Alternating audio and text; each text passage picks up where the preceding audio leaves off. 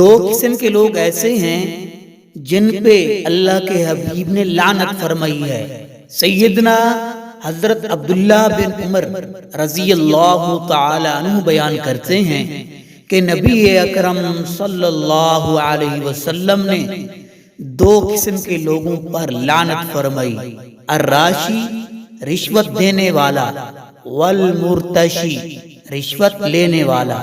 معزز سامعین، لعنتی انسان وہ ہوتا ہے جو اللہ رب العالمین کی رحمت سے دور ہوتا ہے اور اللہ کے عذاب کے قریب۔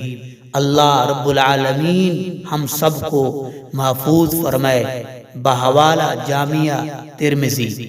سیدنا حضرت جابر رضی اللہ تعالی عنہ بیان کرتے ہیں کہ نبی محترم صلی اللہ علیہ وسلم نے دو قسم کے جانوروں کی قربانی کرنے کا حکم دیا، مسنتن دونتا، یعنی ایسا جانور جس کے دودھ کے دانت گر چکے ہوں، جزعتن بھیڑ کا ایسا بچہ جس کی عمر 1 سال ہو۔ بحوالہ صحیح مسلم۔